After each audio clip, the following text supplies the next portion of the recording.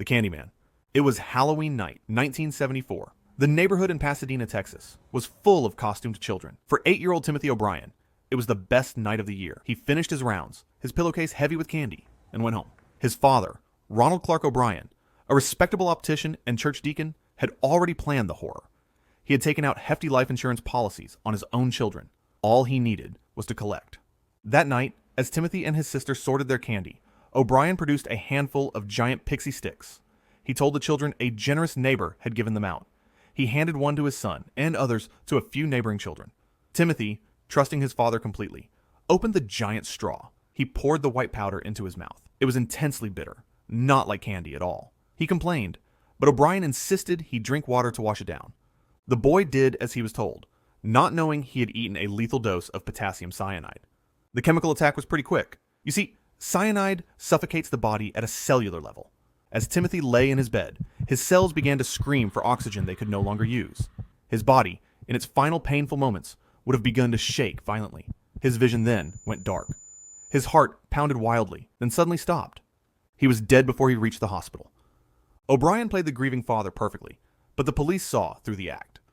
The giant pixie sticks were pretty odd. The cyanide, traced to O'Brien's workplace, was found in a dusty container, its seal recently broken. He had crushed the crystals and filled the straws himself, sewing the ends shut. He had murdered his own son for money. Ronald Clark O'Brien was convicted and, years later, executed by lethal injection. Zachy Woods. It was a quiet Halloween night in 2021 in Shreveport, Louisiana. The air was cold, and the streets were filled with the sounds of children laughing and running between houses. On one porch, 19-year-old Zachy R. Woods was enjoying the evening, happily handing out candy to the trick-or-treaters. He was sitting on the steps of his home, just having fun and enjoying the night. Then, without warning, the peace of the night was disturbed by the roar of a car engine. A vehicle sped down the street. From its window, a gun was aimed directly at the porch. Then, suddenly, a burst of gunfire shattered the quiet night. Zachy, caught completely by surprise, had no time to react. He was struck multiple times by the bullets. The force of the impact threw him backward, his body collapsing on the porch. By the time he fell to the ground, police say he was already dead. He had 15 gunshot wounds to the head, torso, and body, with some bullets piercing his lungs, meaning that for the last few seconds of his life, Zachy was literally drowning in his own blood. The car sped away into the night, leaving behind a scene. The candy he was holding scattered across the ground, mixing with the blood now staining the concrete. Neighbors who moments before had been chatting, screamed, and called 911. Paramedics rushed him to the hospital, but the wounds were too severe. Zachy Woods was pronounced dead even before he got into the ambulance. The craziest part was that there seemed to be no motive. Zachy was just a normal young guy with no ties to gangs, and he didn't owe anyone money either. He just seemed to be the wrong guy at the wrong place. The Duval Axe murders.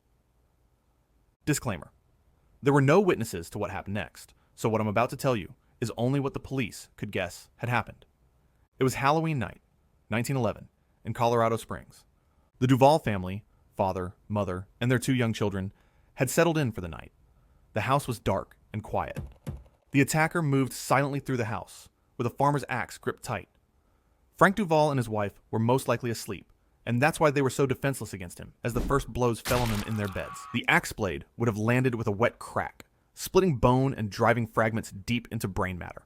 The initial strike was likely followed by a second, and then a third. A brutal overkill that didn't just stop at murder. In a final act, the killer cut their skulls open, removing their brains and leaving them on the floor. But the killer wasn't finished. The couple's 2 children were next. The axe then fell on them with the same force. The small bodies were no match for the axe, shattering their bones and tearing through flesh. This would ensure no one in the Duval house would be left as a witness. Suspicion immediately focused on a boarder, Frank Edwards. The evidence against him was pretty damning. He had fled the state, was captured with blood on his clothes, and had tried to pawn Frank Duval's watch. Yet, in a classic failure of justice, the case was deemed too circumstantial. The jury acquitted him, and Frank Edwards walked free, leaving the butcher of an entire family officially unpunished. The Halloween ride. Tom and Jill Estes, a couple from Massachusetts, were on a motorcycle trip, riding through the town to mark their wedding anniversary. On October 31st, 2019, their journey brought them to Camden, Tennessee. The night was dark, the rural roads empty. They were just looking for a place to camp, unaware that, out there in the dark, someone was hunting them. Their predator was a truck driver named Christopher Hampton. He was on the same road, piloting a massive semi-truck. For reasons known only to him, he targeted the couple on the motorcycle. He began tailgating them with his high beams on, flooding their mirrors with light. With a final, aggressive surge, Hampton used his truck to force their motorcycle off the road. The Harley skidded violently into the dirt, throwing Tom and Jill from the vehicle. They landed on the roadside. Hampton brought his rig to a halt, climbed out, and closed in on his soon-to-be victims. He then forced the dazed couple at gunpoint into the dense tree line, dragging them away from any potential help and into isolation. There, in the shadows of the woods, he raised his firearm and executed Tom Estes with a single, point-blank gunshot. He then turned the weapon on Jill, firing again and ending her life. They were left there, side by side in the leaves, a married couple murdered on their anniversary.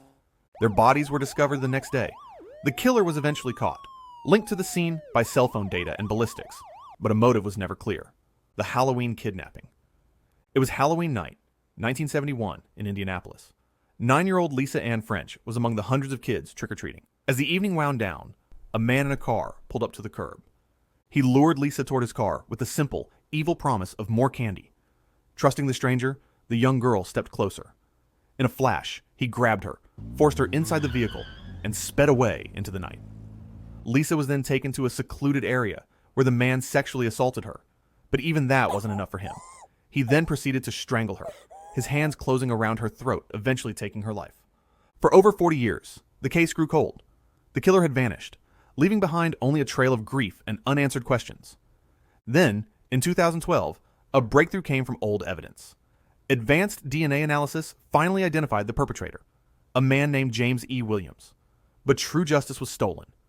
Williams had already faced consequences for another crime, having died in a prison cell back in 1983, forever escaping punishment for the murder of Lisa Ann French.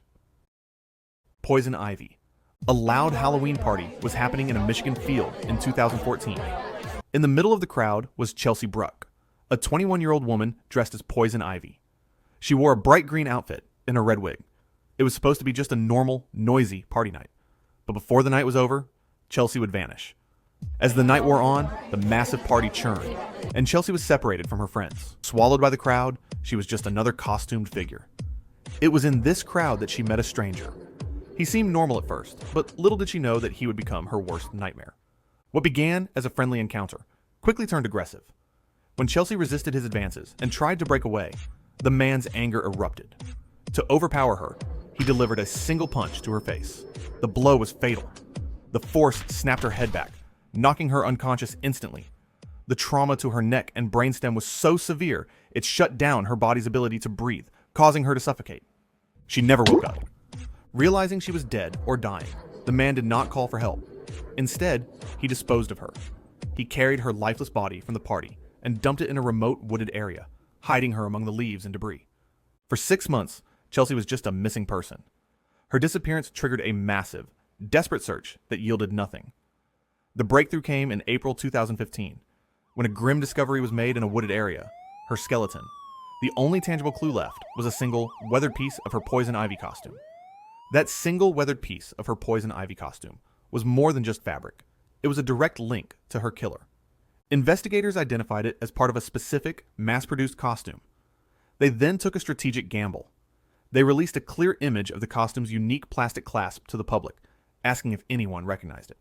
This move paid off. Someone who knew Daniel Clay came forward, confirming to police that he had purchased that same piece. This gave investigators their first major suspect. With Clay identified, everything else fell into place. They re-interviewed witnesses, some of whom had now changed their stories, or placed Clay with Chelsea at the party. Most damningly, they pulled his cell phone records, which placed his phone at the location of the massive outdoor party that night, and then later, in the remote area where her body was dumped months later. Faced with this web of evidence, the costume purchase, the witness statements, and the digital footprint from his phone that connected him to both the crime and the dump site, Clay had no way out. Confronted with the proof, he confessed: the baseball bat murder. The argument started over something small, the kind of stupid dispute that happens between roommates. But for 21-year-old Andrew Layton and his friend, 20-year-old Brendan Mess, the anger didn't fade. It grew. They lived in a small apartment in Waltham, Massachusetts, and on the night of October 31st, 2011, it would all come crashing down. They got into another fight, and as the fight exploded, Andrew stormed away from the confrontation and returned moments later, holding a wooden baseball bat. Layton swung the bat with full force, and as the solid wood connected with the side of Mess's head, it cracked open his skull. Mess likely collapsed instantly, but Layton didn't stop.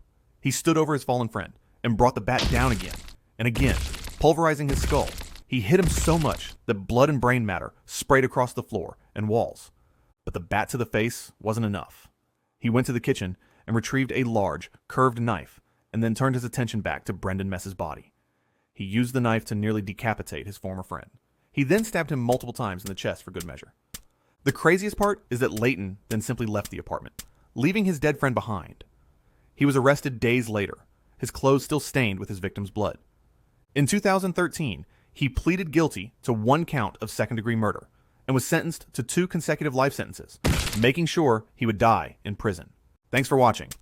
If you enjoyed the video, don't forget to leave a like and share your thoughts in the comments below. Stay safe out there this Halloween and let me know what you'd like to see next.